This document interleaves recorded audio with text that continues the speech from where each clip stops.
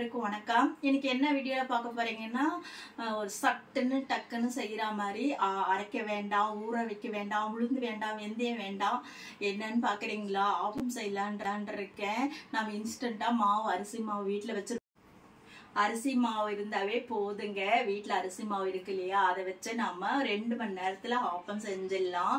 வாங்க எப்படி செய்யறதுன்னு பார்க்கலாம். இது பாத்தீங்கன்னா நம்ம எங்கேயாவது போயிட்டு வந்து ஒரு எதுவுமே தோசைக்கு எதுவுமே மாவு இல்லைன்றப்ப டக்குன்னு செஞ்சிடலாம். சூப்பரா இருக்குங்க. நீங்க வேணா செஞ்சு பாருங்க. வாங்க எப்படி செய்யறதுன்னு பார்க்கலாம். இப்பதான் முதல்ல என்னோட வீடியோ பாக்குறீங்கன்னா சப்ஸ்கிரைப் பண்ணிட்டு உள்ள வாங்க. வீடியோக்குள்ள போலாம். இப்போ பார்த்தீங்கன்னா நான் ஒரு டம்ளர் நிறைய அரிசி மாவு எடுத்திருக்கேன். டக்குன்னு ஒரு 2 மணி நேரத்தில் ஆப்பம் செஞ்சிடலாம். அது நான் பார்த்தீங்கன்னா ஒரே அதுக்கு வேண்டிய முக்கியமானது ஒரு சின்ன கப்பு. நான் ஒரு டம்ளர் எடுத்ததுக்கு அளவாக ஒரு சின்ன கப்பில் சாதம் எடுத்து வச்சுருக்கேன். அது பழைய சாதமாக இருந்தாலும் சரி, இப்போ வடித்த சாதமாக இருந்தாலும் சரி, கொஞ்சம் அதுக்கு தகுந்த மாதிரி பாருங்கள். ஒரு 4-5 ஸ்லைஸ் வந்து தேங்காவை கட் பண்ணி வச்சுருக்கேன். அவ்வளோதாங்க. இப்போது அதுக்கு தகுந்த மாதிரி கொஞ்சம் உப்பு, கொஞ்சம் சர்க்கரை, முக்கியமானது கொஞ்சோண்டு ஈஸ்ட்டு பாருங்கள். அவ்வளோதாங்க. இதெல்லாம் 1 by 1 போட்டு முதல்ல தேங்காய், அப்புறம் சாதம், அப்புறம் மாவு எல்லாம் 1 by 1 போட்டு நம்ம மிக்சியில் அரைச்சிக்கலாம். பார்த்தீங்கன்னா தேங்காவும் சாதத்தையும் அடிச்சிருக்கேன். இப்போது நம்ம மாவு கொட்டிக்கலாம், உப்பு கொட்டிக்கலாம்.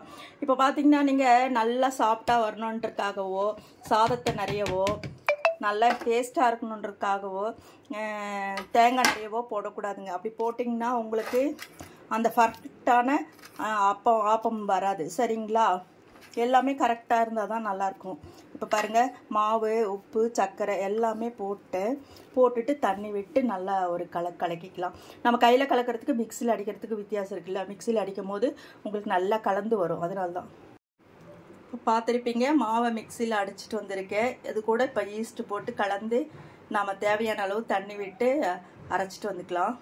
2 மணி நேரம் புளிச்சாவே போதுங்க. ஆப்பம் சூப்பராக வந்துடும். இப்போ இருக்கிற வெயிலுக்கு உளுந்து எதுவுமே போட வேண்டாம். இன்ஸ்டண்ட்டாக நாம் 2 மணி நேரத்துலேயே ஆப்பம் ரெடி பண்ணிடலாம். அரைக்க வேண்டாம், ஊற வைக்க வேண்டாம்.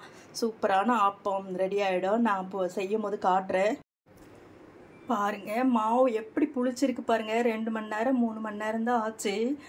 இப்போ பார்த்தீங்கன்னா நான் கண்ணாடி மிக்ஸின்றதால அப்படியே வச்சுருக்கேன். இப்போ கலக்கிட்டு வேறு பாத்திரத்தில் ஊற்றிட்டு அப்புறம் ஆப்பம் ஊற்றலாம். பாருங்க, ஆப்பசட்டி வச்சுருக்கேன். காயட்டும். சட்டி காஞ்சிடுச்சு. ஒரு 3 கரண்டி ஊற்றிக்கலாம். சின்ன கரண்டியை ஊற்றிட்டு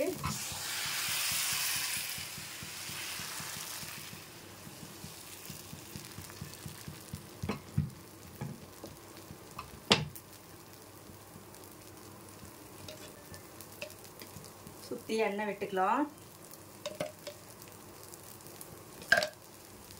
நல்லா மூடி வச்சிடணும். பாருங்க, ஆப்பம் எப்படி பஞ்சு போல அப்படியே சாஃப்டா இருக்கு பாருங்க. இந்த உளுந்தே போடலை, வெந்தயம் போடலை, எதுவுமே போடலை. சரிங்களா? அவ்வளோ சூப்பரா வரும் ஆப்பம். நான் சொன்ன மாதிரி நீங்க இந்த அரிசி மாவுலேயே செஞ்சுக்கலாம்.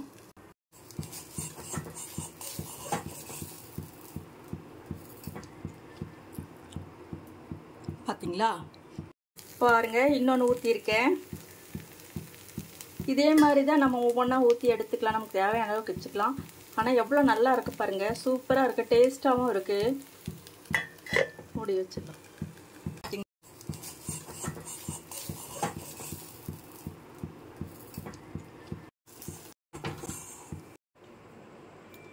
இப்போ பார்த்தீங்களா, சூப்பராக ஆப்பம் ரெடி ஆகிடுச்சு. அதுக்கு நான் தொட்டுக்க வந்து சன்னா, அதாவது கருப்பு சன்னா இருக்கு இல்லைங்களா, கடலை அந்த கருப்பு கடலையோட கத்திரிக்காய் அது இதெல்லாம் போட்டு ஒரு குழம்பு வச்சது. மத்தியானம் லஞ்சுக்கு வச்சது நான் அப்படியே வச்சுக்கிட்டேன். சரிங்களா?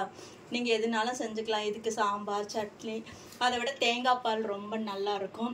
எது விருப்பமோ அது செஞ்சுக்கலாம். இந்த வீடியோ உங்களுக்கு பிடிச்சிருக்கும்னு நினைக்கிறேன்.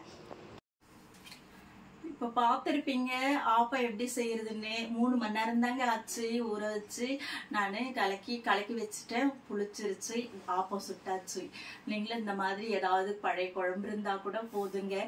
தேங்காய் சட்னி இல்லைன்னா தேங்காய் பால் எடுத்து கூட சாப்பிட்டுக்கலாம். சூப்பரா இருக்கும். நீங்களும் இந்த மாதிரி செஞ்சு பார்த்துட்டு எப்படி இருக்குன்னு கமெண்ட் பண்ணுங்க. இந்த வீடியோ பிடிச்சிருந்தா லைக் பண்ணுங்க, ஷேர் பண்ணுங்க. அப்படியே என்னோட சேனல் சப்ஸ்கிரைப் பண்ணுங்க. பாய்.